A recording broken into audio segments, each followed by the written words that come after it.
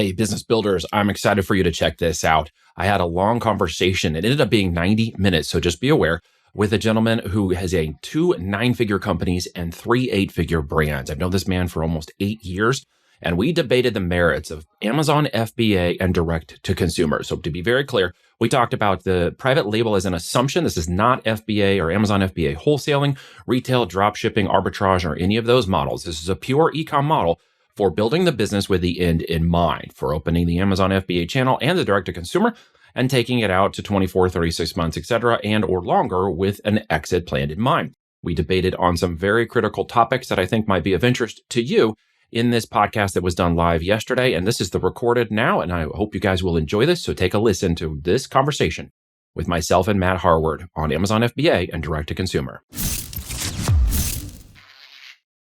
All right. Hey, everybody. Unicorns, future unicorns.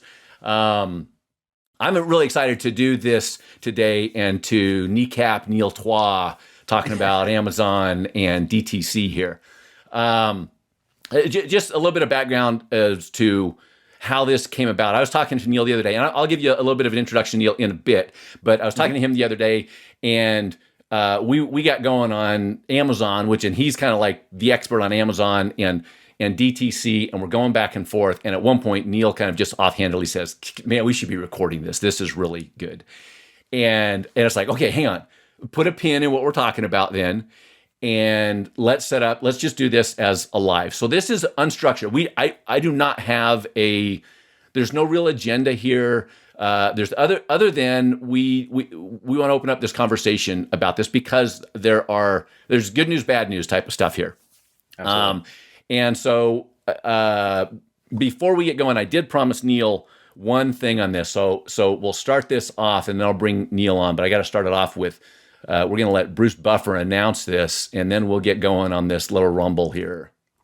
And now, for the thousands in attendance and the millions watching around the world, ladies and gentlemen, let's get ready to rumble!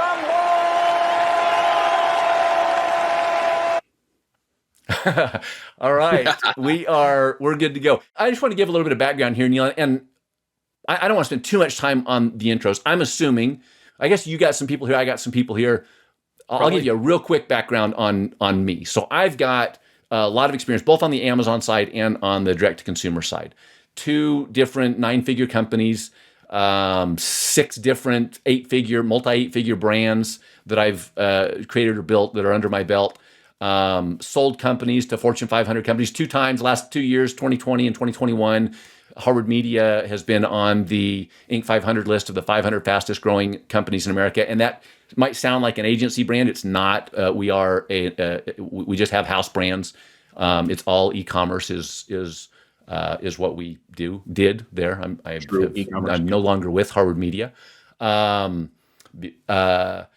about, Neil, how long ago was it that I first met you? I was thinking about this earlier. It was the fall of 2014. Fall of 2014. Okay, so gosh, about almost 8 years ago. So my relationship with Neil is my first 2 multi-8-figure e-commerce companies that I built were on the Amazon platform. And prior to that, I tried some things in e-commerce and it didn't go well, including some stuff on Amazon, and it did not go well. Neil was a coach that I hired way back then. I didn't know him. I did things like joining, what was the big ASM, right? The I don't remember what it stands for anymore. That's the one you came to us from. Amazing Selling Machine or something. Anyway, right. I was joining all of those things, trying to figure out this Amazon thing. Neil was the coach that got me over the hump on those things. And we've been friends ever since and have stayed in touch loosely since that. That kind of led to that call the other week where we've been talking about these things a lot. Because now I've gone on, by the way, and I'll say it like it is, I abandoned the Amazon platform. I got very frustrated with some of the things that I couldn't do on there. And I went all in instead on DTC, direct to consumer, which basically, if you don't know what that means, if that's not a term that you're familiar with, that means I went all in on creating my own brand, but I'm controlling the whole process. So I'm advertising on Facebook and Google and TikTok and places like that. and I'm controlling the traffic, I'm controlling the carts. They generally involve something like ClickFunnels or a Shopify. There's a lot more tools involved there, but I went all in on that. So the last 4 six-figure the last 3 multi-6-figure, multi-8-figure, I'm multi-6-figure. Okay, a multi-6-figure was that was a good day for us. The last 3 multi-8-figure brands I created were all direct to consumer. Amazon being a component of those, but we never did. If we did 9 figures at Harward Media, it was never more than a couple million on Amazon. So Amazon was more just a place that we cleaned up and picked up some lost sales. Now, in that time, though, obviously Neil has moved things forward on the Amazon side. So Neil, and again, I don't know. Tell me a little bit about kind of yourself and your background and why we're talking to you, because I may disconnect you if you can't. I mean, you gotta bring it if you're going to stay on here. Well, credentials wise, the only reason you had success on Amazon was for me. Do I need to say anything else? Jeez, my heart. I brought the hammer already from the start. No, I mean, we focused on the FBA channel to start off with, e-commerce and lead generation, mobile generation and traffic. I was doing before that. I was making large strides in companies that were getting Series A funding and stuff because of the lead generation strategies for paid traffic that I was working prior to that. And when I realized these brands were doing so well with physical products, it's like, why don't I create my own physical product brand? It was like, that's just the logical next step. I'm doing all this traffic for these companies. Why am I not doing it for myself? And in the process of determining that around 2010, 11, someone said, hey, you should try out Amazon selling. And I was like, not if it's like eBay. No way, dude. I'm not touching that with a 10-foot pole. That's a piece of crap. But then they said, no, there's this thing called FBA. They bought this company called FBA and they incorporated it in, and now they're building this infrastructure and stuff. FBA that was an acquisition? It was an acquisition, yeah. Oh, I didn't know that. It's a separate division of Amazon, yeah. So they used that to help launch their infrastructure, which they've now put about $15 billion into growing that infrastructure since that time frame. And now they purchased it way before that time frame. It was just getting ramped up, and I was sort of at the early stages of it. And I was starting to learn as well what was happening with it and trying to figure out what was going on. My history with IBM and prior to that at Sprint, in my corporate decades there, when I went out into the world for a little bit before starting my entrepreneurial journey, was to build latent semantic search engines, evolve them into knowledge management platforms and human machine language learning. And got to work with some really super smart double doc people out of Armonk. We learned how to build those systems, adapt them, train the people to them. And when I just, saw Amazon, it immediately realized it was one version of that algorithmic engine that we were working on.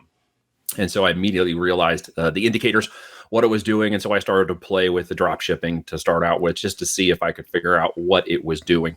And then by the time you and I connected in 2014, I pretty much figured out what it wanted, when it wanted it, how it wanted to see it, and what the dance it was doing, and just getting into line with it so it would reward me. Just at the data points and the timing of the data points and what product, and even how you did the keyword alignment in the listings, and all of these things that we tested, meticulously. And during that time frame, I allegedly had around 25,000 Amazon accounts under my control. Allegedly, I forgot about that. Yes, that was helping me basically qualify the data. Right, I wasn't using them to manipulate the account in terms of any terms of service breaking, because those accounts are still online to this day. It was mostly to determine how the algo was speaking, what they were weighting, everything from the title to the bullets to the ranking, just so I could see how to position my products correctly and within the terms of service, not the fake buying, not the nonsense and all the other crap that Amazon hates. So long story short, we got really good at that. We got really good at it. In fact, if I could kind of jump off here for a little bit. Yeah, sure. Part of the reason that, again, if you followed me for any amount of time, you know that I'm all in on algorithms. But one, because I think like that already, and it's something that I'm good at, and I believe it's the future of marketing. Part of the compatibility here is this is what Neil does. Neil does on Amazon what I do on Facebook, which is, it's not just, oh, this is a cool fidget spinner to sell. And I know I'm underplaying that a little bit, obviously, but it's let's figure out what the algorithm here is, because if you can understand and master the algorithm side of Amazon, there's a lot of success to be had out there. Again, I know this because I've done it. I've had 2 brands done. Again, one did about 70 million on Amazon, and one did gosh, I mean, some of this was after I left. Much of this was after I left because I've been gone from that company for several years now. But probably did a total of $300 million on Amazon. Yeah. And so wait, first of all, do you have more to say there? Because if not, I could add a little bit more if it's relevant. The main component of this, I think, is to understand that Matt and I are both business builders. While I chose to stay focused on the Amazon system, when I got involved in it, it was for the business building aspect of locking into a traffic source. If you're yelling at Amazon because they're a big evil corporation that takes your money, but you're trying to rank search engine optimization on Google, you're a hypocrite. If you're running Facebook traffic, if you're trying to get on TikTok's algo, if you're doing any of this other crap, but somehow you've isolated Amazon as the giant evil corporation, I'm sorry, but you're a hypocrite. It's the same thing with Facebook. People who want to just complain about Facebook and everything else, and it's right. like, man up. You complain about the wrong thing. So rise above that for a second. It's just a business tool, like any other hammer is a tool, or any other saw is a tool, or something else you're going to use along the way. That is a tool of opportunity. Using it correctly, dealing with their system. Facebook shuts your account down. It's a big problem. Amazon might shut your account down if you do it the wrong way and the wrong seller type, which is what I'm going to debate that today too, because people don't understand that. But using it as a legitimate means to acquire an audience, to validate a brand, to make a profitable brand validation for mass marketing and consumption is the big difference here. A singular Amazon channel is worth actually a lot of money now, but the acquisition of data, when not done correctly, and by the way, you can do that on Amazon correctly and within the terms of service, so that's a big narrative lie. I'm going to go through all the narrative lie bullet points and shut them down because you're showing your hand a little too soon here, Neil. Dude, I'm getting into it. It's debate time. I might be able to take you out. The narrative components of this stuff drive me insane, and the only reason I hear that on the YouTube, Media's, Facebook, or others is because they're trying to sell you Amazon automation scams. They're trying to sell you into their marketing funnel. They're trying to tell you the positives of Shopify versus Amazon or whatever. And literally all they're doing is trying to market to you some other angle of a product. And I will just lay it all out on transparency. You can make money on every one of those channels, and you can fail at any one of them too, if you don't know what the hell you're doing. Or more importantly, as I like to say, you don't know what the heck you're selling. So if you're not selling correctly on any of those platforms, you can fail at it. You can fail at a drop shipping product line on Facebook until you blow $100,000 and don't make it profitable. And you can launch all the wrong products in the wrong way on Amazon and scream and yell that they took your money and shut your account down, but you did it wrong from the very beginning. And who ultimately was responsible. So I take personal accountability very big because as a business owner, that's the way it's supposed to be. So let's start. You said a couple of things there, some of which I'm going to clobber you on later. However, go for it. Some of which. It's also fair to say there are, Neil, you mentioned we're both business builders, and that's true. Neither one of us is trying to do like a quick hit thing that we got to reinvent 3 months from now. No. Not trying to follow what everybody else is doing. We may end up in that stream sometimes, but not because we're certainly associated with it because the language is similar in some ways.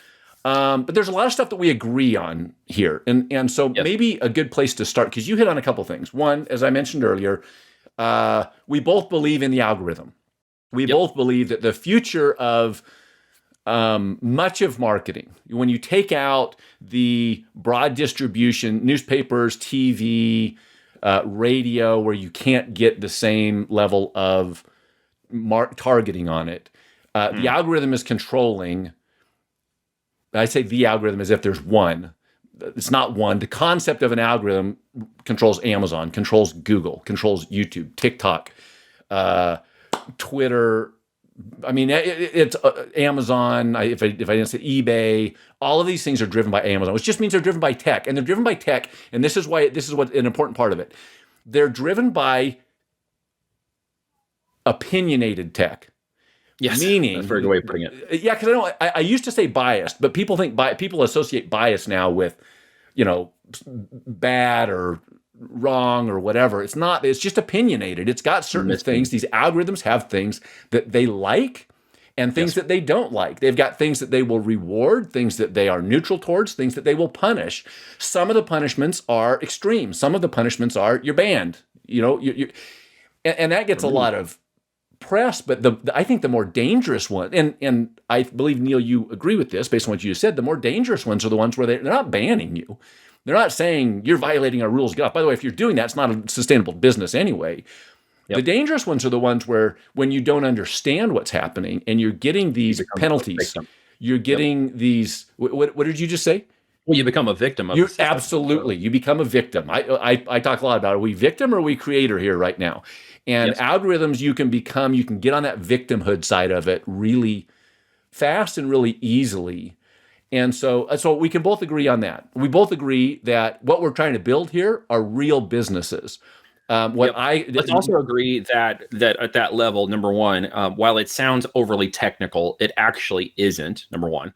And number two, to understand the comparison of the algos is in the relationship to the way we think of them. I think of them anyways, and I think you will agree. The algos may be independently unique to the corporate side of their IP, but they are also talking with each other. They are also communicating with each other at certain levels of data points. And I've been able to prove this over the years. Of course. I mean, look, Amazon needs to know how Facebook's algorithm works and how they work within it. And top two-tier sources. So Amazon is the largest traffic product service now for traffic. And then there's Google and YouTube. And it's kind of a tie between which ones are which. And those are like the top three engines of search now on the internet. And what might surprise some of you is that when you master Amazon's algorithm, it will talk to Google and Google will talk to YouTube. They actually combine certain aspects of their algo and similarities so that your Amazon listing becomes like the number one listing on Google for your top keyword when you become the top provider on Amazon. And oh, by the way, it's the same top algorithmic line data points that are talking over to YouTube. So when you go over to YouTube, guess what happens? With the same keywords that are ranking on Amazon and Google. You're killing me, Smalls, right now because I've got nothing on that for my DTC stuff. That is. No, you mentioned that, and that's one. Yeah. See, people don't understand that. They think Amazon only, but no, you don't understand the power that Google is doing when you have top level 99.9% domain authority traveling from Amazon to Google to YouTube. And absolutely, one of the things I want to talk about in a little bit is that trust factor, because the trust factor also could be domain. We should come back to that. Let's keep on some stuff. Let's go through some other things that we can both agree on, and then maybe we even start with that. So here's the other thing that, as we talked, we can both agree on. While we may disagree about where to start and where the run is, and maybe we don't, but as we talked, I think we both agree that trying to master both of these simultaneously is generally a bad idea. They are different they're different business models. They're different skills. I think ultimately, here's another thing I think we can agree on. Ultimately, you want to have mastered both of them, because especially if you're looking for an exit in your e-commerce company. If your channel, I would argue as one caveat to that it's the CEO operator, which you and I both consider ourselves CEO operators. What may master the understanding of each of those channels, but the implementation and execution can be taught to be mastered by somebody else. And not only can it be, it should be.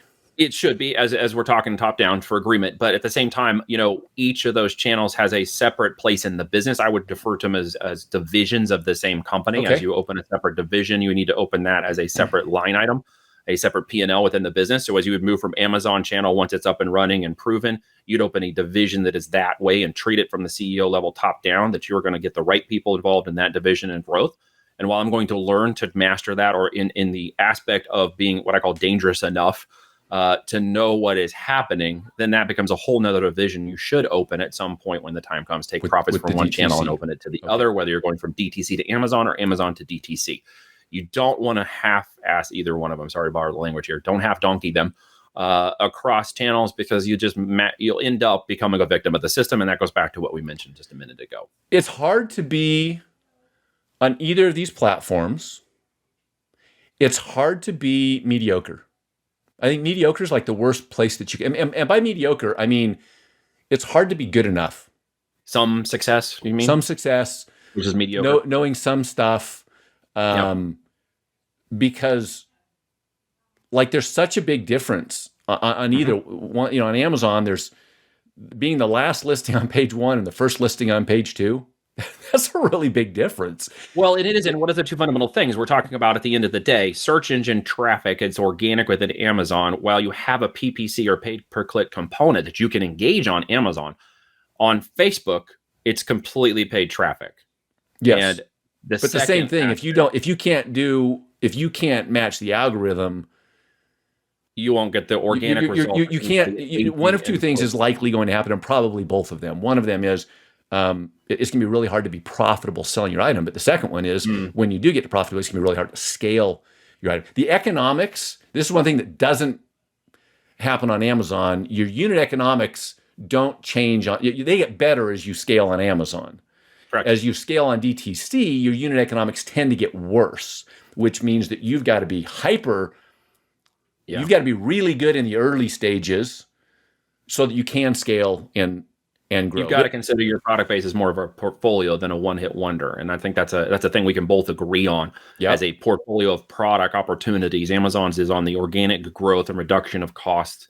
As organic traffic gains and brand gains momentum, your costs get lower. It's an inverse relationship. Correct. On the other side, as you're mentioning in your expertise, as you get, the costs get more. So it becomes more important for people to understand one product, one cost of acquisition, one first click to cost of sale.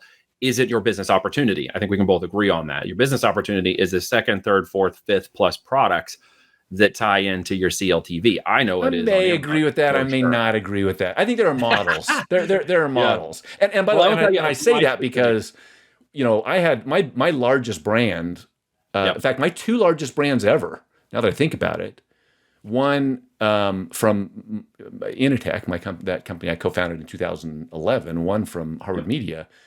They were basically, we're going to make all our money right up front on the first. But that's a different. Let's. Well, the channel is very different. So let me break it down for me, because this is obviously a good point to debate the differences and where you see opportunities in the short and long term of this.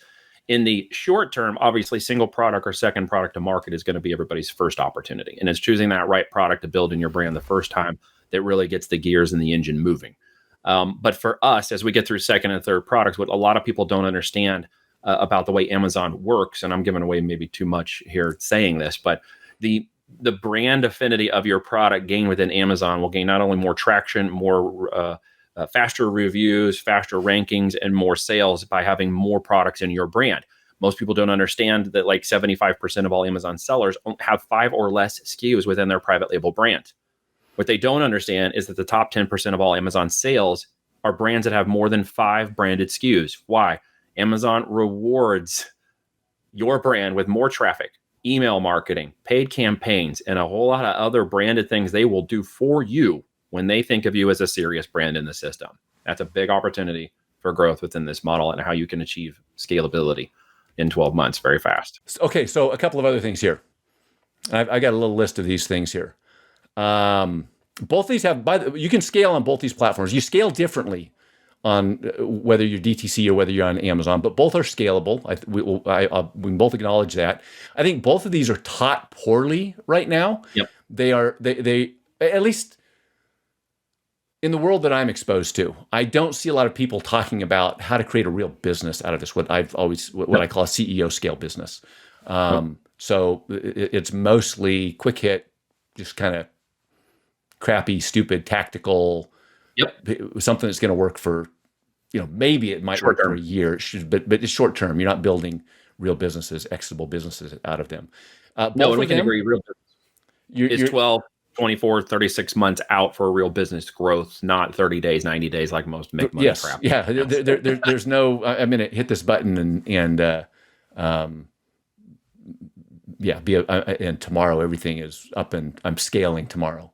That's kind of ridiculous. No, it takes time. It takes growth. It takes both traffic and optimizations. And on our side, it takes optimization of the brand, obviously launch to market. And of course, in full transparency, there are pros and cons to both of these models, especially because we're talking about physical products. And I know a lot of people may be thinking or not thinking, and we may debate this or not debate this, but really the issue comes down to product right now is a component of an opportunity, as a lot of people may not see it, or they may see it as an issue with these types of business models. Personally, my argument is an opportunity. When you see it from the right side of the fence, when you see it from as an asset, I see products as an opportunity. The challenge literally gets down to making sure that you are not like a squirrel, like, oh, there's another opportunity over here, or, oh, there's another opportunity over there. You and I have both spent a better part of our careers staying in one lane. I call it the swim lanes, right? We have stayed in one lane. I am one of the beginning, ending, still operating coaches and active sellers in the Amazon space. Yes, people have come up in the last 3 or 4 years, but not many people have the longevity in this market and hedging in it that I have. And because of that, what happens? You see more opportunity, you adapt, you change. When others fall out, you analyze, like any business model. You analyze the opportunities and you change and you shift. And we have. And a lot of the things we've been applying to Amazon have to do with full mainstream e-com metrics. Like you would track average order value. So do we. You track customer lifetime value. That's a big component of what we're doing. You track both customer data and other things, which a lot of people argue is only a direct-to-consumer opportunity. And I will tell you it's not. When done on Amazon the right way, we can also acquire Amazon's customers from there, get their data, obviously doing it within the terms of service and the way we handle the branding and the packaging and the marketing of the products to the consumers. We can also acquire consumer data. So again, narratives be what they are. There's just a lot of smack talk about Amazon and its opportunity. And frankly, if you really look at it from the right angle, it's a big opportunity, and it's not a removable opportunity. Does Amazon close your accounts? Like that's another big one. I know Facebook closes your accounts, right? Or has closed them in the past. Yes. I've heard rumors that might happen sometimes. Allegedly, if you jack around with things, Amazon will shut you down. Here's the thing. We've lost one account in 10 years, and it wasn't even ours. It was tagged to a client who we had connected to one of our accounts, and because they got their account shut down, we got that account shut down. When you're a business registered and you actually have a trademark and a brand, you will not be shut down with Amazon. They may temporarily restrict your products for gating or validation or issues, but we have not lost an entire account. And it's because of the way that it's done. If you're doing retail, online, arbitrage, wholesale, automation stuff with Amazon drop shipping products, you're going to get shut down. Like this is happening all the time. They've closed like 500,000 accounts in the last year. They kicked off $15 billion in sales from some major brands who were caught not only buying reviews, but selling and doing fake manipulations. They shut them all off the account. And good for them, because it just creates more opportunity for the rest of us who are operating within the system and operating within the opportunity. I know that's a little bit of a rant, but it literally gets back to the main component, I think, of some of the debatable topics here about which channel makes most sense. Okay. For startup people, for brand new people who maybe want to open this revenue stream, who are savvy enough to be in business or considering the options for their intrapreneur to entrepreneur move. I've had the most success with people on Amazon. So this is something you mentioned the other day on the call, and and I like this concept that you had. Yep. So you were talking about that Amazon is almost more like it's not all of Amazon, by the way, but how you think of Amazon, how you treat Amazon, Sure, is more like a franchisee. In that you're buying into a system. If you work the system, it's a proven system. There's a lot of it that's done for you already, provided you're not trying to swim upstream and you're not trying to break too much out of the box. That actually becomes important on Amazon, to not swim upstream, to not make wave, however you want to look at that, but it's almost more like a franchise opportunity. And it's interesting because as soon as you said that, I'm like, gosh, that rings so true to me, because when I think of franchise opportunities, as I very much have a founder mentality. I have the mentality of let's build this thing, let's start from scratch, and let's do something cool. And that means that, like the person who has made the long comment here, I've had probably way more failures than most people had in life, because that's the nature of taking risk. That's the nature of going out and trying to do something hard. And so then of course it always looks easy in hindsight. Cool. Always. Whatever.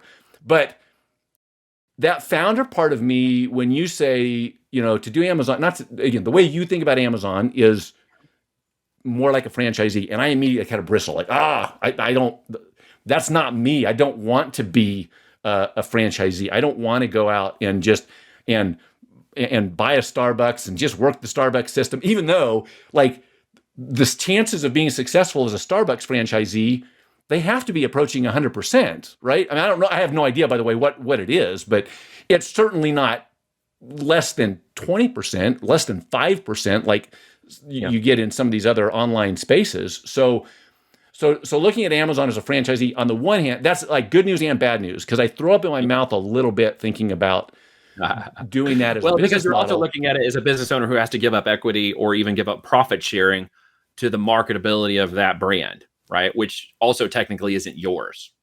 Yes. And so you're buying into their brand and stuff.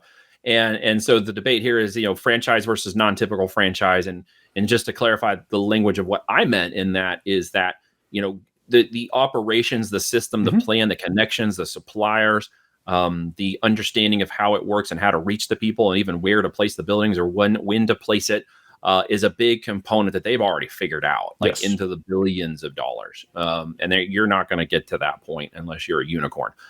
So getting forward to that is to leverage it. Like I see it as a leveraging assets, leveraging infrastructure, speed to revenue. How fast can you get your first product sales? How fast can you actually move through those steps? When you've already seen it in a typical franchise model, that's where I like this, because we can then also multi-brand. Like a franchise opens multiple channels, we can open multiple channels, right? Yes. We can open them within the same framework without having to go off to a lot of new locations. And for me, in my brain, like the ADHD guy who talks too fast sometimes, this works really well for me. Like I can work really fast and it can change continuously from brand to opportunity to testing constantly. Like I don't have to get out of that lane. It just fits that part of my brain. So this is maybe one of those things where, from a mentality standpoint, there will definitely be entrepreneurs, people who want to own an e-commerce business. And e-commerce, that's another thing we can both agree on. E-commerce, that's a really good business to be in. It's people buying stuff, even with prices going up and everything. There are other challenges right now that have to be addressed, but like people buying things, that's going to be in style for a while. I'm pretty sure it's still going to stick around for the next 10, 20 years. But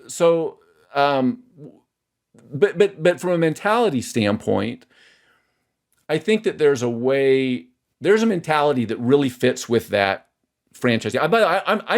I hope this doesn't, I'm not trying to beat on franchising. It's just that to me, as somebody who wants to figure out stuff, who wants to have the high risk, because I also want the high reward side of it. The franchisee part of it is the things I want to leverage there. I think you said this a minute ago. You did over 350 million on Amazon, right? So yeah, probably. I don't know who on this channel listening to this right now wouldn't raise their hand and say, "How would you like to make $350 million on the Amazon channel?" Like, you can't debate that point, can you? And it just drove me nuts. Right. So at the end of that, to be clear, with that opportunity, I see Amazon, and this is very different, I think, than a lot of the people I've listened to in the videos and other connections in the coaching space, which I don't really consider myself a part of that. But the end result is, Amazon is the only channel, and a lot of them are just now catching up with the idea that you should do other things besides Amazon. We've been talking about this for like a long time. I see Amazon as an incubator. Okay, I see it as a place to cradle the baby of your brand, cradle the understanding of your avatar, find out how many people within those 200 million a month are willing and able to buy your products, okay?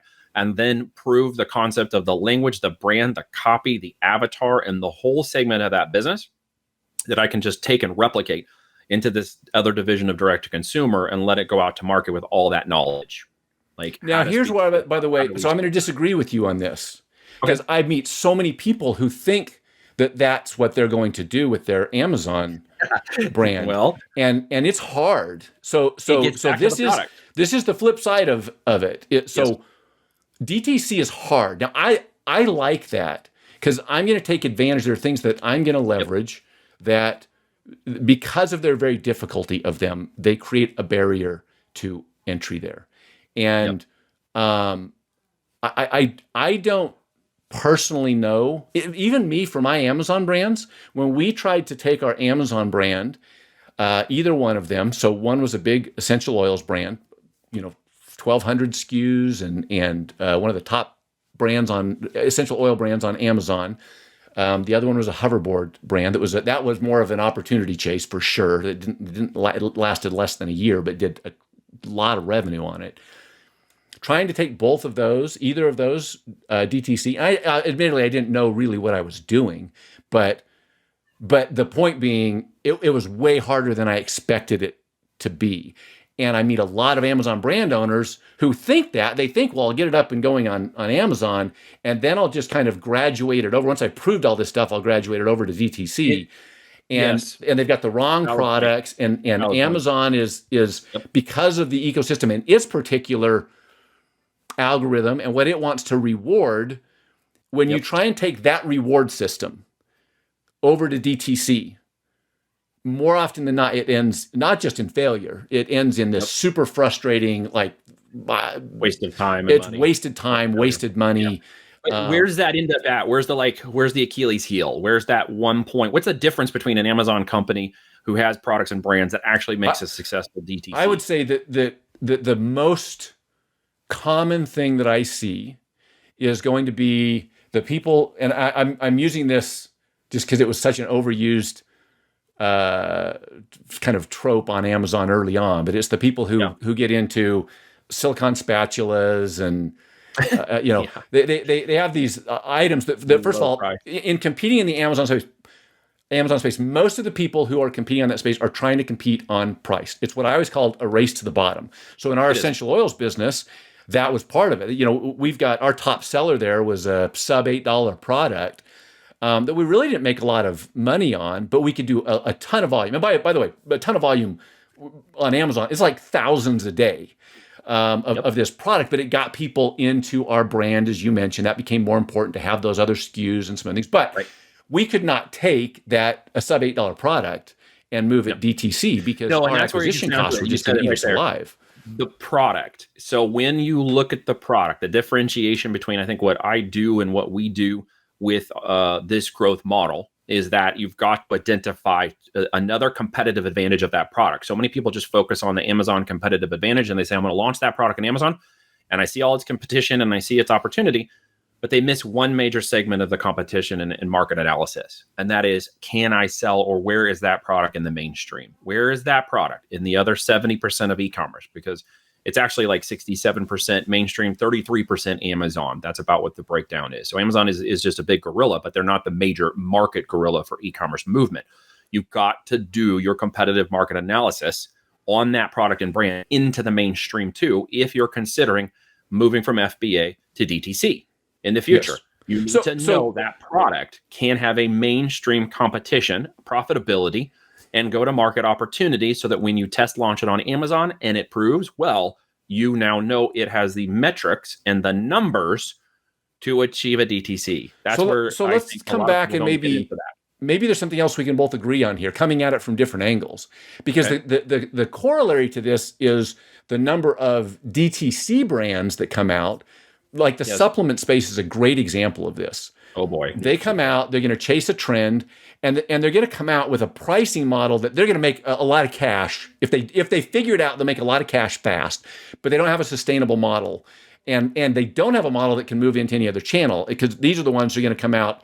And again, I'm dating myself here, but Garcinia Cambogia, and they're selling $90 bottles of this stuff that now on Amazon are what, $7 bottles of these things on Amazon. Yep. So they can't go the other way. Neither one of which is a particularly, I think both of which can give you cash, but it's hard to expand your channels, which ultimately is important to having a good, viable, sustainable business. You've got to better control on DTC for that brand and brand valuation of that product for a hyper-competitive niche in which you have a little bit more ability to control the saturation component.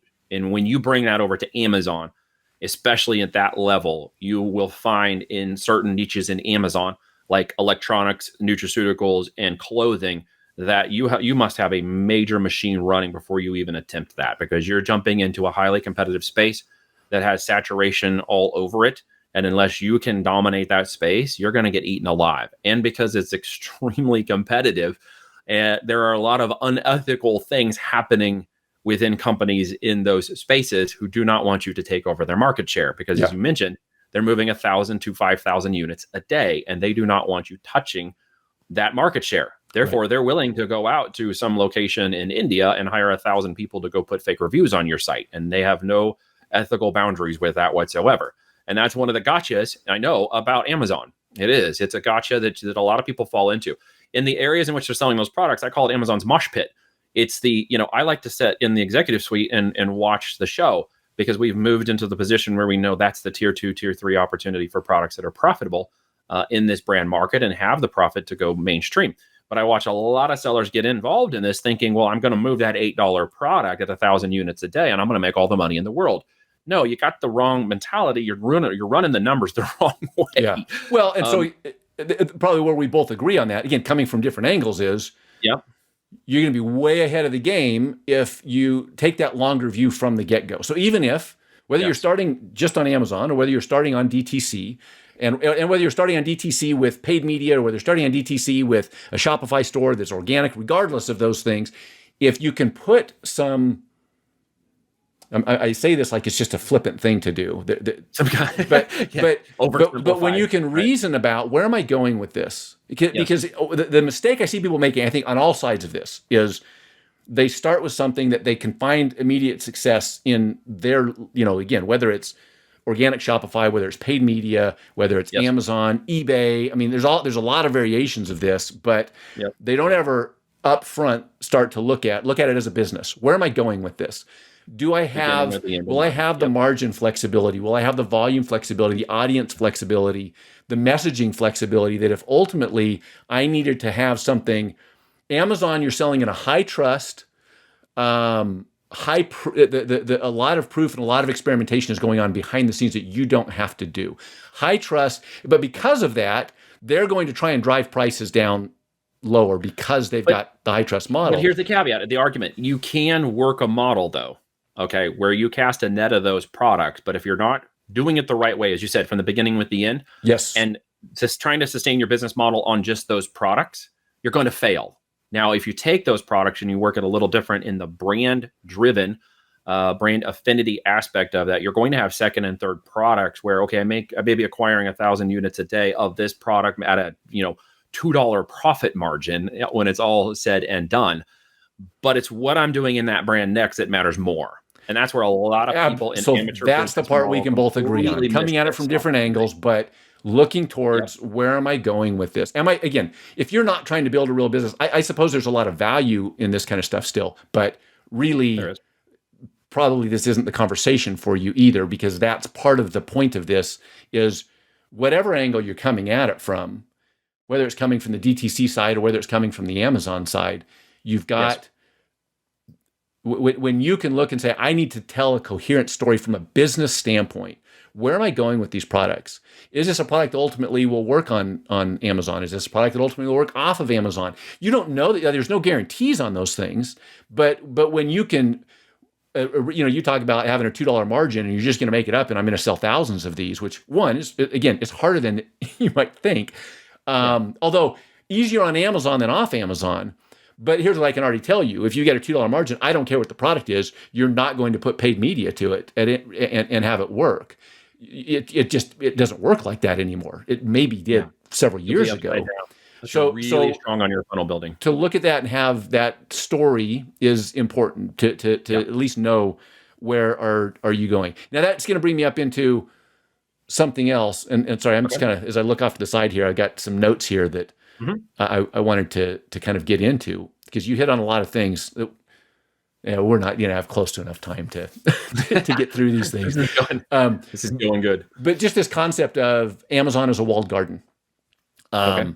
Upsides and downsides to it. Here's the primary reason why I got off of Amazon, ultimately, was that Amazon is the walled garden, meaning they own the customer.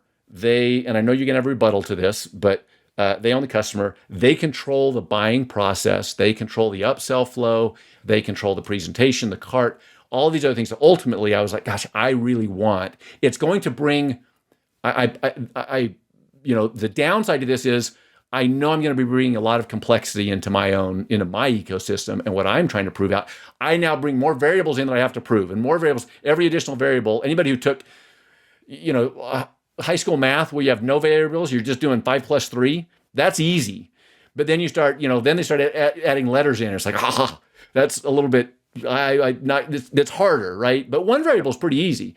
2 variables gets a little bit tougher. 3 variables, 4 variables, it escalates really, really fast. It's not linear. The difference between solving for 2 and 3 variables is not a linear difference. So if I'm bringing these new variables in and I'm going to take over, what's the upsell flow? What's the cart process?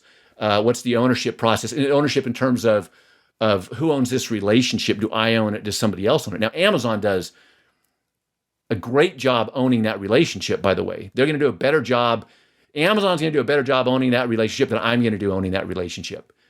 But I may be able to do 30% as well as Amazon and make more money doing it, if that makes sense. So to me, it's a good fit to pull that complexity into my own space to get the additional upside versus playing in a walled garden. But again, now we're going to go to this kind of mentality or capacity type of thing where I think for a lot of people that walled garden there's a ton of safety and security.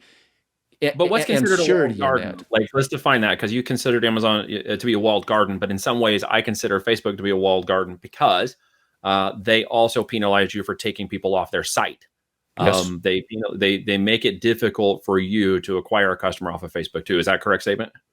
That they don't make it difficult, but they certainly don't reward it. They want people staying on their site and staying engaged with their site. That's so there is a bit of cat and mouse game on the DTC side. Absolutely, play with 100% to ensure compliance on your webpage and landing. And what thing did they argue with, and why did they quit my ad, or why did they not approve this ad because it says some totally random looking thing that says, well, this website is supporting pornography, and you're like, no, it doesn't say that at all. Yes, I find that to be very frustrating too, because that's a game of trying to figure out. Okay, so maybe trading one walled garden for another walled garden, but one where I get to control the process. Maybe you know how to pierce that walled garden, in a roundabout way through the back door in the maze that takes you out to the left. Through experience, it's taught you got to go 3 lefts, 2 rights, you got to go up, down, and then you take one more right, and you're there. For me, it's a little bit less. It's not a video game cheat code. I'll do it like this.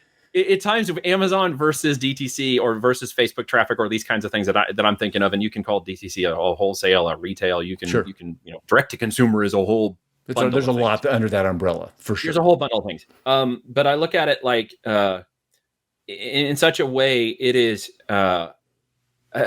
Here's an analogy. Once upon a time, I used to be a diehard Windows guy, bought the computers, had the IBMs, whatever, and just Windows. And I don't know what those Mac people see in that. And it's a bunch of nonsense. And they're a bunch of pansies who don't run really good, machines, and they don't know how to do real business because they're Mac people, right? That was my thinking for a while. I used to be that guy until I bought my first Mac. And then I was like, well, crap, like, why haven't I done this before? And I had like 20 machines that I had to buy and purchase and fix and tweak and Frankenstein in order to keep them running, and then blue screens of death and all this crap. And I'm like, oh my gosh. So I've had like 3 Macs in 15 years and didn't run into any trouble. So I sort of see Amazon a little bit like the Mac world, where I see the components of DTC, the formula of the traffic, and manipulating their walled garden to getting into your traffic and funnel incorporation, a little bit like playing in the technical so far that it feels like Windows operation again. It feels like I'm running a Windows computer that at any time I'm going to get a blue screen of death on, and I don't know what the variables are. I don't know where the boundaries are. I don't know why. It's so frustrating. It's like, it doesn't make any sense. It's like, your kernel failed. I'm like, what the hell is a kernel? I don't care what a kernel is. Like, why did this fail? So I feel like now the guy who's come full circle, the aspect of just playing in the Amazon space to a degree is like operating at a Mac. I know that sounds like a really terrible analogy for me, and I'm that's an analogy, by the way, that I 100% relate to. So it makes sense. To me. And so again, I'm gonna reframe this because I think there's kind of a mentality thing here, yes. At least for me. So the reframe that I see here is, if I'm going to take that control, I agree. I'm just walking a different minefield than you are. It's a different minefield. Playing in a different garden or walled garden. Yep. But here's what I look at. Amazon's going to do so. Jeff Bezos has a quote: "Our success at Amazon is a function of how many experiments we do per year, per month, per day, per week, and per day." Oh, and, wow, yeah. And here's what when you buy into Amazon, you're buying into that infrastructure, and they're going to experiment on their payment processing, and they're going to experiment on their product detail pages and how they show different things. And you're going to give up, you're going to lose some control, but it's not like you're losing control to something where it's like, how stupid are they? You're losing control to somebody who's doing things right. It's a $1 Okay. trillion split tested Yes. funnel. Okay. That's how I analogize it. So that's great. Now, this is going to come back to me and my mentality, which again, I think hopefully there are people listening to this who relate to me also, because I hear what you're saying. I feel it's this concept of, if you're going to go off of Amazon, if you're going to go DTC, and you're not willing to take on that complexity, if you're not willing, I don't know that I've met a company who's not doing well, that's testing enough, that's experimenting enough. Testing is a lot. It's huge, and they're running 2 experiments a month, and they need to be running literally 200 experiments a month. And so I'm willing to take that on and figure that out. But it's like people who capture email and they introduce friction into their process, and then it's like, well, do you email them? No. Well, do you do this with it? No. No. It's like, why do you even want to own that relationship then? You're not doing any. You're not leveraging that relationship. So here's my reframe of this. Okay, go ahead. Keep going. Is just that I'm willing to take on a complexity, because it's a complexity, one, that suits me, but 2, I acknowledge that. I acknowledge I have to be testing. Not at a level. Amazon's testing, they're making 12,000. I think there's more than that. They're up near 20,000 tests a year, I think, that they run. All the time. I'm not going to test at that level, but neither do I need to. I'm not trying to be a $1 trillion company right now. But I've got to be testing at a level that I'm going to take that away from Amazon. If I'm going to absolve myself, if I'm going to get out of that walled garden, I can't be in the walled garden of Facebook, which, you're right, has its own minefield for sure. But I can't take on the risk of that and then ignore all of the things that I'm losing by leaving Amazon's walled garden. And this is the mediocre thing, I think. I'm reframing something I said really early on. The biggest mistake you can make is giving up the benefit of either, and while taking on the penalties of either. Does that make sense? So the people who take on, like, I'm going to take on all the penalties of having to have my own DTC.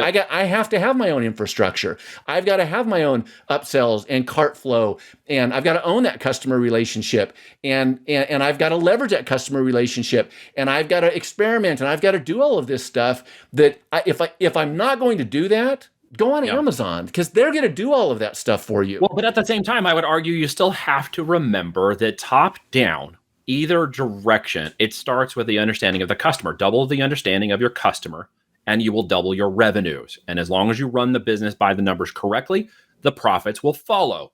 So either channel, you can screw up a perfectly optimized ClickFunnels or Shopify account by just not understanding your customer and screwing up all your marketing. Yep. On the Amazon side of the house, you can screw up their brilliant $1 trillion funnel by providing a crappy product with a crappy customer experience on your listings and in the perception of your product and your brand to that customer, who may trust Amazon first, but then they get the product and they're going to go back and give you a 1-star review, and you're screwed.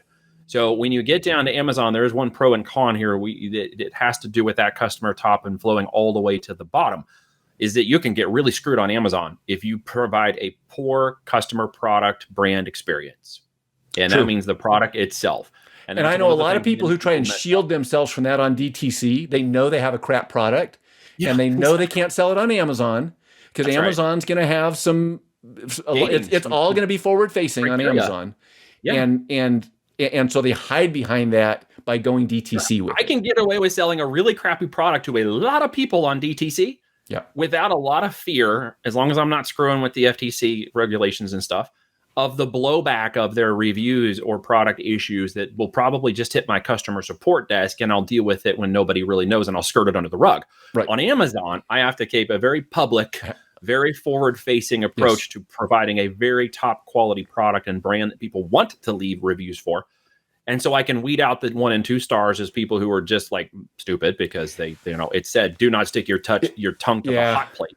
And they stuck their tongue to the hot plate anyways, and then left you a 1-star review about getting a burn and going to the hospital. It's like, no, of course you did. You stuck your you have to. There's those, but then there's the rest of it that does require you to become good at branding, which is a major component of the business. And I see this is upsides and downsides to both of them, because another reason that I left Amazon, there are probably 2 or 3 really core reasons why left. And when I say left, I just mean I didn't build my businesses around Amazon anymore. I'm still on it. If you're not on Amazon e-commerce, it's kind of stupid because people go there. There's a high trust component. And people forget that Amazon is the gorilla in the corner waiting to steal their sales. So if you're paying for traffic on any other median and you're moving people on any other format and they go to Amazon and they don't find you, okay, if you haven't taken the effort to ride that horse correctly, they will buy somebody else's product. You're marketing for somebody else. And they will do it at 18 to 20% of your It's the same thing. Like if you're running, obviously I'm big on Facebook, spent a lot of money on Facebook over the years. But if I'm like it's a special kind of stupid to spend a bunch of money on Facebook and not be running at least branded search on Google for the exact same reason that people are going to go, they're going to look at it, they're going to Google your brand, they're going to look at those things, and you at a minimum just clean up those scraps. Amazon's the same thing, at a minimum. Well, I would argue on the Amazon side, I don't worry about the people buying on Facebook. That's true, because Facebook's not a search engine. Often than not, they're not leaving that channel to go buy the thing on Facebook they just saw. They're going to get into on Amazon. You get into the concept of pull versus push, which is, so Amazon's a pull model because it's a search engine, but that limits the scope and it creates its own restrictions, but also has its own benefits. Versus pushing, I get to interrupt people all day long, which frustrates people more. But at the same time, it also means that when I figure some things out, I've got some other flexibilities. But it's probably things out. I agree. On the DTC side, then you will understand Amazon's PPC system, especially if you have any experience with Google. Okay. If you have any experience with Google and keyword traffic searches, you're going to crush it with the way you can do it on Amazon PPC when done correctly.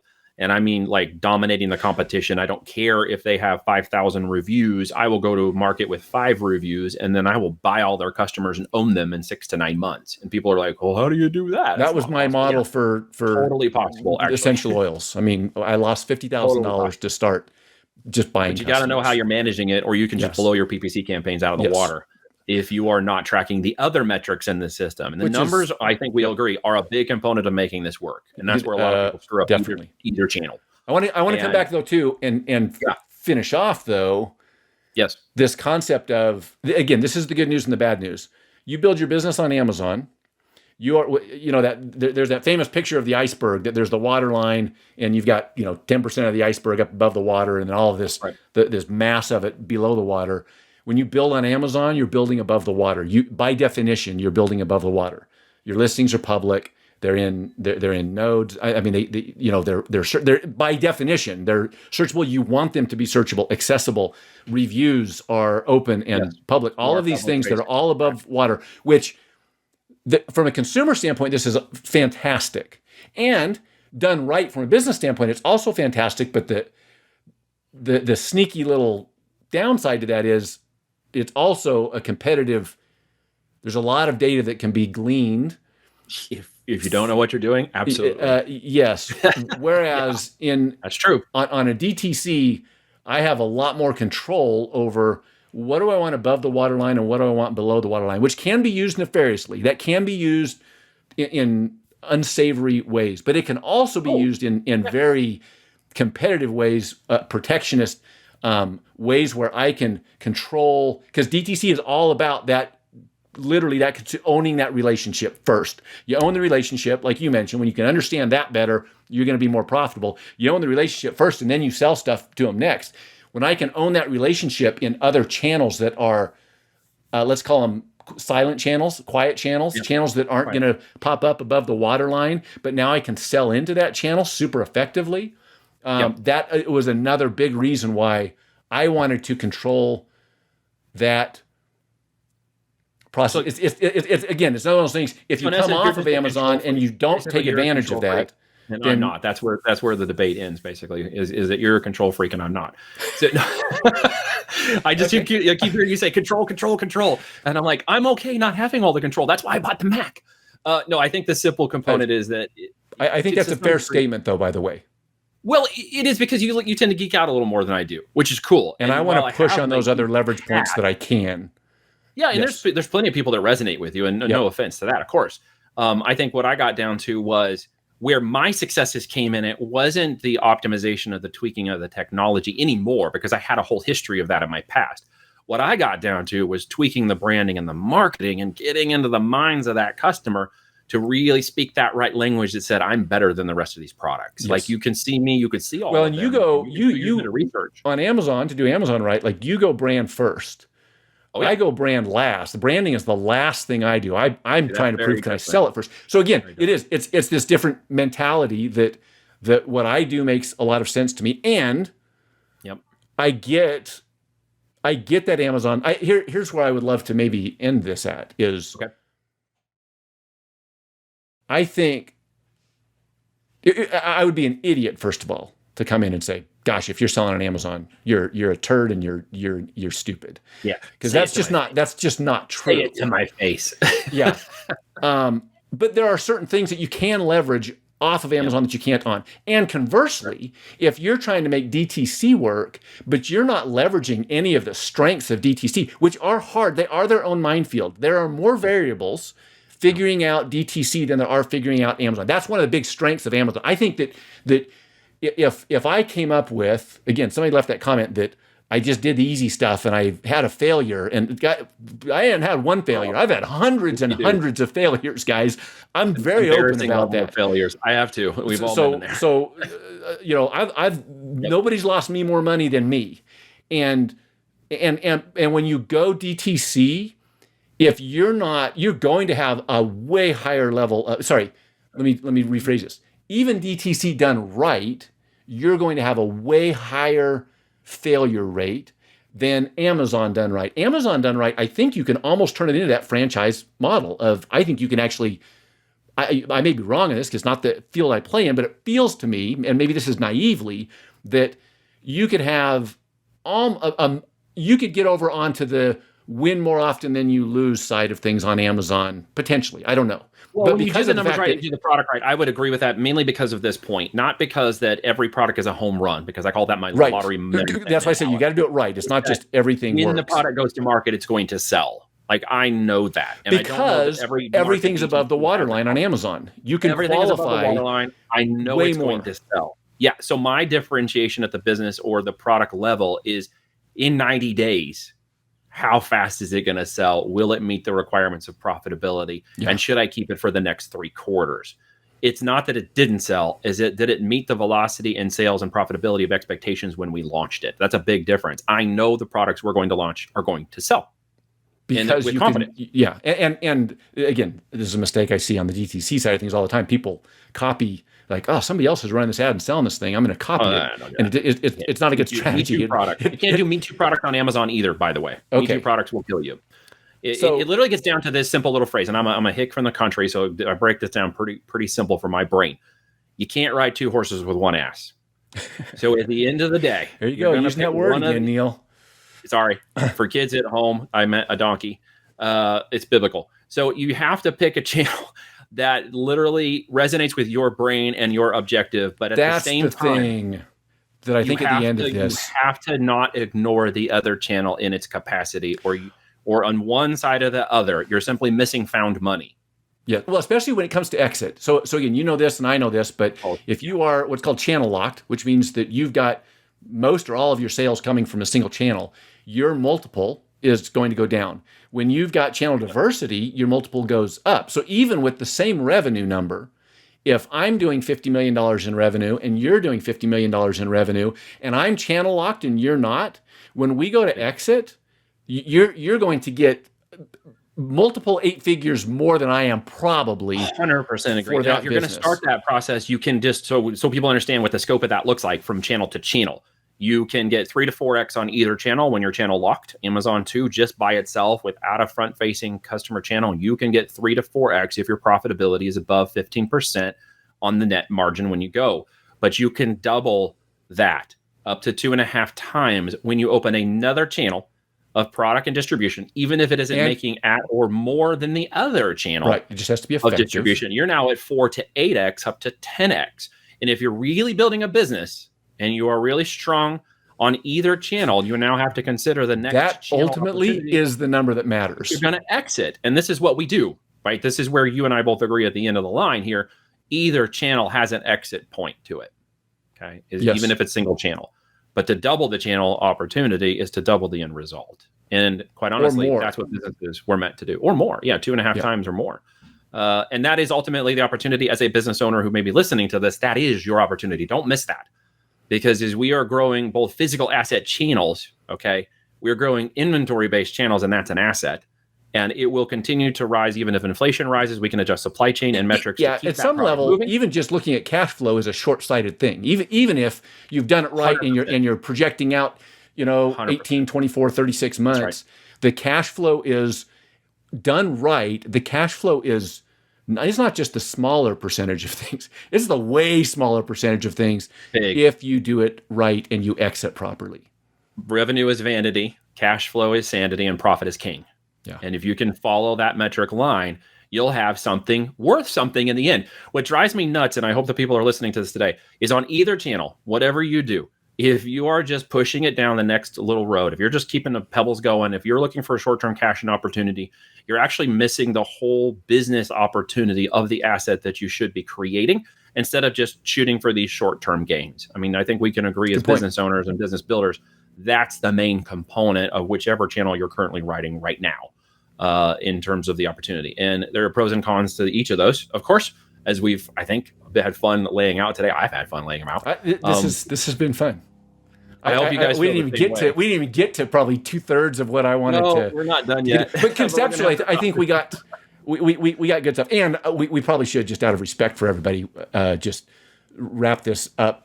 Respect their time, and actually, if you don't mind, Neil, I don't know how much more time you've got because we're already probably we've been doing about an hour 10. Maybe we go for a little bit longer, but and I have no idea whether there's interest in this or not. But as Neil and I talked. I don't remember when it was, a week ago, 2 weeks ago. It was recently. And we started, as we were in this conversation where we were thinking, gosh, we should record this because this is good stuff. And these, by the way, this is how our conversations go. Neil's talking over me and I'm talking over Neil and I'm passionate about what I'm saying. He's passionate about what he's saying. And we're both right conceptually about it, right? It's not like I'm right and Neil's wrong as much as I'm right for me, Neil's right for him. And as what we started thinking about was, I get asked all the time things like, well, what product should I sell? And I tell them, you're asking the wrong question. It's not a good question to ask.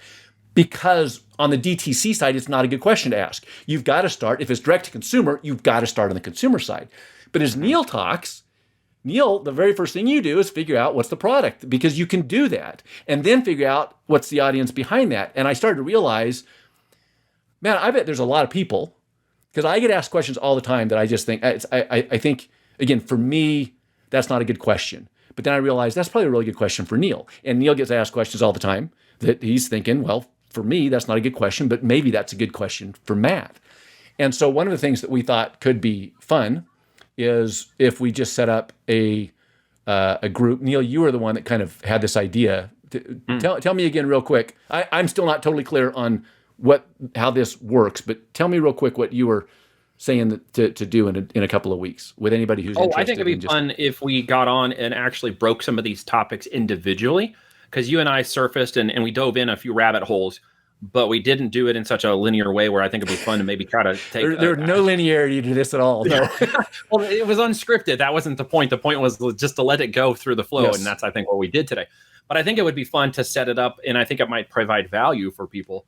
But you guys will have to tell me if you think this is right, to maybe have a 2 or 3 day time when we just get together and we'll jam on the one topic at one time through each segment of differentiation between DTC and FBA, from things like, what the heck do I sell? Like one of the first things that is addressable from my category of looking at this, and then maybe break each of those topics down so we can bring the whole thing of what we talked to from products to numbers to market and competition to even the geeking out.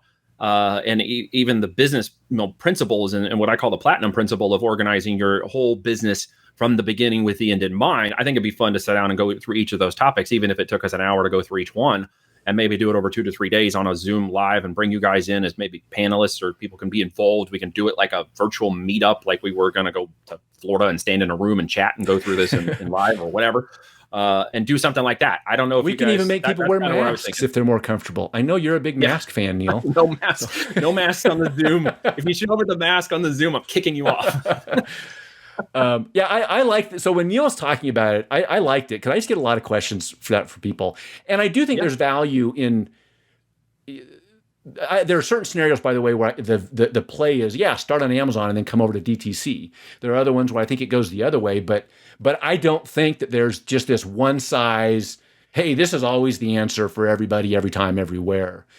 No, so agree. it was intriguing to me. If that's something that, if you're listening to this and that seems like that would be interesting, I think it'd be fun to do because I've enjoyed this, but we didn't get into some of the topics I wanted to go deeper into, just because I think time and energy we've covered across a number of things. The biggest one I would want to unpack right out of the gate is the question of what product, what idea, what concept, how do I approach the person, what should I be looking for? That'd be a fun one to jam on right out of the gate with folks, because I know a lot of them think about that.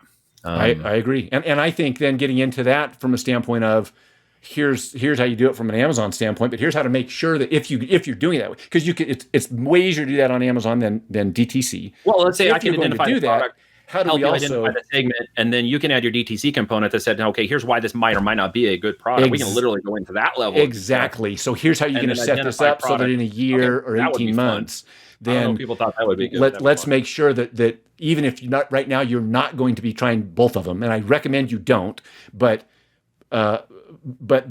let's make sure that it can move in that direction. Let's talk about the numbers that you look at, and maybe talk about the numbers that I look at, the leading metric. I think there's a lot that pretty close to each other, because I track about 40 different data points across the product that evaluates the product, and I'll give you guys some insight. And you might look at that and say, well, that's not really important to me, but here's the one I look at, and we can see the differences in that. It might be fun. I don't know if everybody thinks that'd be great. We can figure out a time and date in the future to do that, maybe relatively soon. Okay, let's see if we got any questions here real quick. I don't think so. I think we just have feedback so far. How can we do our brand building as a wholesaler? Because we are not selling our own brand product. I don't have I love that. No, I love that. It's a data mine. Yeah, I scream when I hear that, because people don't understand the data they have at the wholesaling level right now that they can take into brand building and literally just crush it, because they understand something they don't recognize right now. This is something, by the way, I think Neil and I would both agree on too, for different reasons. But part of what I'm doing DTC is data capture, and part of what Neil's doing is data capture and mining that data and doing something with it. So I don't have a lot of experience in this. I would not be a good person to ask this. But I would bring that up, and we can talk about that, because a lot of the people that I speak to aren't already selling brands on Amazon. They are doing some other component of touching Amazon in some way and fell into some traps and some things. And whatever they did, they understood the opportunity. They just didn't understand the things that they were missing, or the things they did. I see that too. People set up a Shopify store and arbitrage and all this stuff. And you're like, okay, you know what? I spent so much time doing that, and I worked myself into a job. How do I actually work myself out of a job into literally? Right. And I worked myself into a job that I hate, that I'm my own boss, and I got the worst boss in the world. It frustrates the crap out of me for people, because I've been there and I want to help them through that, because I was the person who also got stuck in some of that in the past too. And then realized that if you're working with the system, there's a massive amount of opportunity that does not require more of my time. It just requires me getting in front of those people the right way, so I can unlock the audience opportunity.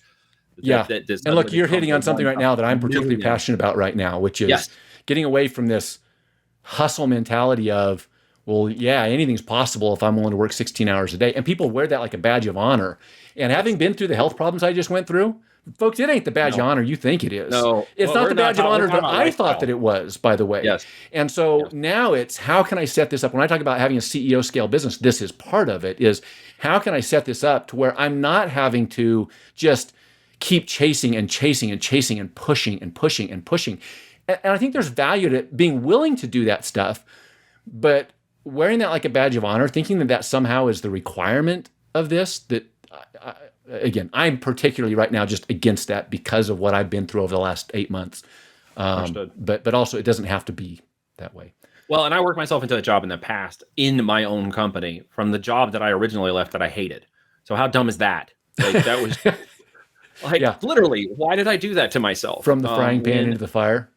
Literally, I created because in some ways I didn't understand how to pull myself out of the business and see the opportunities and literally shift my mindset into one that was of abundance and not scarcity. Because you think, oh, I'm in my own company, I'm an abundant thinker. And then you get into the details of it, and it's like, no, you still got a scarcity mindset. You're just applying it in your company and telling everybody you're not doing it differently. Hopefully, by the way, again, hopefully people can see, because there are going to be people in here I don't know. There's going to be people in here you don't know. Right. Clearly, people that don't like me, maybe some people that don't like you. Guaranteed. But if nothing else, I feel like we're talking about this at a different level. Here's something else I think we can both agree on. This is typically coached poorly, taught poorly. I think taught narrowly, and it deserves a much broader conversation about how to really create. Well, there's some deep topics we didn't get into, and I'd be fun to get into each of those a little deeper. Break them up and section them for people's brain, because this has been you're bringing stuff to the table we haven't talked about, which is a fire hose. That we've been working on here for just a little bit. But it would be important to, and quite frankly, guys, you should understand something about why we're talking here. In the past, we combined these two swim lanes that are our separate channels into a mega opportunity that used both channels to develop Amazon and then to DTC. And I think that's the thing you should remember here. That's how we got it started in our first conversations together, is how to unlock that opportunity and explode it in both channels, but yet staying in our own swim lanes to a degree that we're both dangerous about the other channel. Literally. Agreed. People ask me stuff about Amazon still all the time, and it's like, that's a dangerous thing to do. I'll probably tell you stuff that's going to get you in trouble. Not because what I was doing was get me in trouble type of stuff, but because that's not how you do it. Well, no, it's just changed. It's changed a lot. And if you're not in a daily evolution, it changes so fast, it's hard to keep up with. Yes. So tactically, we've been talking mostly strategic up till now, but tactically, they're minefields. They're both minefields, especially if you take older stuff. Neil, you had, when we were talking about this originally, we started talking about some dates, and I was going to check my schedule. If we did something like the 21st, 22nd, and 23rd, you mentioned 3 days. What, 2 hours a day? Like basically hour and a half, something like this. Because each topic is going to probably go a little bit deep. Okay, cool. So if y'all would like to be a part of that, free.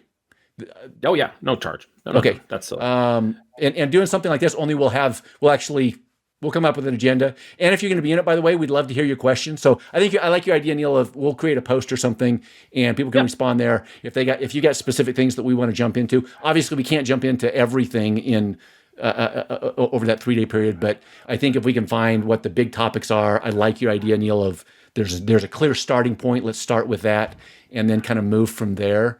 Let's drive those topics down, and then we can put them back in the group as a little bit of an agenda. Okay. As to how we might structure it with that together. And guys, there might be opportunities for us to do things in the future together. Just be aware. If we do something like this, I'm going to make the caveat that this is not a sales pitch. This is not a buy from the stage nonsense crap. I just think that it's fun to do this with you, and it'd be great. Should we invite anybody to do anything with us, that's all it's going to be, is an invite. We were talking yesterday, really before this. Other than that, Neil's like, "Why do you do this?" It's like, I just get personal enjoyment out of doing this right now. Anyway, Devin's got this is good feedback, because I think this is one of the things that is a tricky thing. I feel like if you can have a winning product in Amazon world, you could scale that to the moon through FB. But that's just my thinking. Any thoughts on this? You're done right, Devin. You're correct. This is why I got off of Amazon. They scale in different directions. As Neil already mentioned, when you build this brand, you're typically scaling out on Amazon. Doesn't mean you can't scale up, but scaling out is the primary scale vector. Neil, would you say that that's reasonably accurate? Doesn't mean you can't sell a lot of something. Yes and no, but keep going with your thought. Right, because it's yes and no on both sides of this. But this is when you scale, when you get off of Amazon into DTC, you have more flexibility, which introduces some more scale points. Typically, vertical in scaling, or horizontal, right? Correct. Yep. So it's not. This is not a hard and fast rule. But here's the big caveat to this, Devin, is Amazon is chock full of products that just won't work DTC. That's so right. it's a really hard blanket statement to make. Neil and I, as we talked about this the other day, there's a lot of overlap in this and what Neil's looking for a product, or things like he mentioned just a few minutes ago. He'll say, here's the margin that I'm looking for. Here are some of the qualities it's got to have, where I'm like, okay, cool. I look for the same thing, only this is my version of it, or my number's got to be this, where your number's got to be this. Very rarely do we run into things to support what you just said, Devin.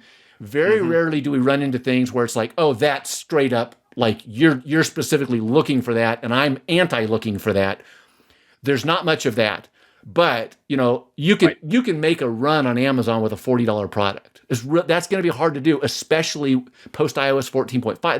There's other things. It's not that you can't do it, but there are things I would look for that are an ideal product on DTC that I know can scale, and there's a tremendous amount of overlap with good products on Amazon as well. And when you've got that, and then you can use Amazon. Neil, you mentioned Amazon earlier, that you treat Amazon as an incubator. Then I think it makes a ton of sense to treat Amazon as an incubator, because you've already done the pre-qualifications for what it's going to take to move it off to DTC. But the chances of just randomly picking a product on Amazon and it works. So one, your odds are already against you if you randomly picked it. But then being able to take that and transition it off of Amazon, I've just experienced, and certainly limited experience, but I've not experienced very many people that just naturally and organically can take that and make that happen. It is harder than it would appear, unless you've put some forethought into it, unless you've done some legwork up front to make it so. And then, totally true, Devin. Totally true. So the caveat to that winning product, when I hear winning product on Amazon, I have to ask: is it winning on the number of units sold, or the number of the amount of profit in that product? See, a winning product for me isn't the amount of units we move; it's the profitability in that product, and then the number of units we can move against our competition and data. That's second. So I don't know what you define as a winning product, or maybe you want to drop your comments in there real quick and we'll have an understanding. Again, I don't need to know the product. At this point, I would say let's hit that hard. You mentioned product selection is the first thing you'd like to go over. I would say let's hit that hard, because let's dig into I think we can go deep on this, Neil. It's a horizontal person in me. Is like, if you have a winning product on Amazon, I can show you how to take and make that into 20 or 50 other products in the next 6 months, and go way deep into what you are. When I mentioned, by the way, in our essential oil, this is one of the things that Neil had us do, where we ended up with 1,200 SKUs, and and a pretty good scaled store on Amazon, and that was a lot of what that was. Let me follow this up with a Jeff Bezos quote, since we're talking about Amazon. So I made a post the other day where I closed it, said, "Hey, here's the secret to e-commerce success. And when you figure this out, then everything else tends to fall into place, and that's that tails drive everything." So here's a quote from Jeff Bezos that I think explains this well. "Outsized returns often come from betting against conventional wisdom. And conventional wisdom is usually right. Given a 10% chance, which means, by the way, you're going to fail a lot doing this. Given a 10% chance of a 100 times payoff, you should take that bet every time. But you're still going to be wrong 9 times out of 10. We all know that if you swing for the fences, you're going to strike out a lot, but you're also going to hit some home runs. And here's where it gets critical. The difference between baseball and business, however, is that baseball has a truncated outcome distribution. When you swing, no matter how well you connect with the ball, the most runs you can get is 4. In business, every once in a while, when you step up to the plate, you can score 1,000 runs. This long-tailed distribution of returns is why it's important to be bold. Big winners pay for so many experiments." So when I talk about that, the secret is that tails drive everything. Yes, you can get lucky. You can win the lottery. Somebody wins the lottery every week, right? But it's a terrible investment to invest in lottery tickets. Yes, so most people, not most people, I don't think it's most people, a lot of people that are starting e-commerce companies, whether they're on Amazon or whether they're DTC, they're doing it with this lottery mentality. I'm going to have 1 product, 2 products. I'm going to test 1 audience, maybe 10 audiences, thinking they're doing a lot. But bottom line is, they are playing the lottery with their business. And maybe they're successful and maybe they're not. For every one that's successful, you got 20 of them that aren't. The key here is to understand, and some people, Nick, for example, he went the opposite long-tailed route, which is you're going to sell fewer of a lot of products. You're going to take the long tail, meaning they're not as popular. I'm going to go the Jeff Bezos route on here, which is the other side of the tail, which is that every once in a while you're going to stumble across this narrow little thing. You're going to stumble across this thing that you do that requires covering ground. It requires going to bat 10 times, 100 times, 1,000 times, but you're going to find this thing that gives you these crazy returns, which, by the way, is also how you end up where people say you only did easy things. You only did these businesses and you took the low-hanging fruit. It's like, well, no kidding, I took the low-hanging fruit. You don't get any bonus points for saying I'm going to do this the hard way. I'm going to swim upstream doing this. But how I found the low-hanging fruit was slogging through a whole bunch of fruit that was not low-hanging and climbing out on branches and going out on limbs and experimenting and trying to find that tail. And once you discover that secret, once you discover that, it's as true a thing as I can say in this business that is fraught with risk and fraught with loss and failure and all of these other things. But as true a thing as I can say is if you cover enough ground, if you run enough experiments, if you try enough, you will find your thing that other people are going to say, well, sure, that was easy. Of course, in hindsight, you got lucky. Well, folks, guess what? I got lucky 6 different times. I got lucky selling a company to Fortune 500. And I'm the first one, by the way, to admit I got lucky on those things. And I covered a tremendous amount of ground. I failed a lot. I made some dumbass mistakes as I 20 went years through to this. an overnight success. 20 years to an overnight success. Yep. And all the failures in between, we write off as the past. And they don't get publicized. So again, these are below the waterline. Big failures when you move hard and fast. Yes. So anyway, very painful. that's what that tails drives everything. When you can embrace that mentality that you're looking for that tail, and you are, it's not you're embracing failure for the sake of failure, but it's, again, Bezos explained it way better than I could, but it's that same thing. Amazon built a $1 trillion business off of tails. And in hindsight, it looks obvious. One-click ordering looks stupid obvious in hindsight. Yep. But they tried a lot of stuff to get there. Books to physical for other physical products and off of books. Well, that's evolutionary. That's normal. That's the concept of even selling. Yes, all of these things were these. I don't want to say chance occurrences because that's not the right way of approaching it. But the amount of failure that went into the obvious is staggering. By the way, the corollary to that should be super exciting for people is the amount of obvious that goes into success is also staggering. The amount of, you don't have to, is it great to come up with something that's sexy and new and nobody else has done yet? Sure. Yes, but how'd that work out for MySpace?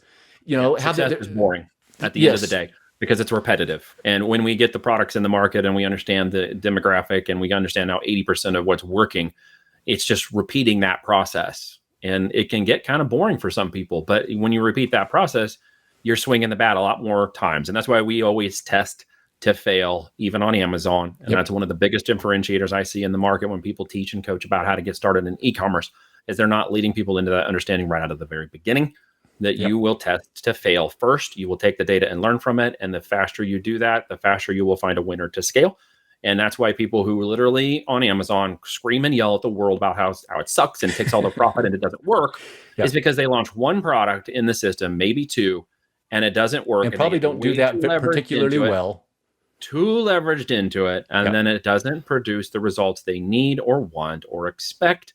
And they cause it to fail. What if you started totally different from the beginning? What if you started at a totally different level? And I'm actually going to do, well, I say I'm going to do someday. Maybe today, maybe in 6 months.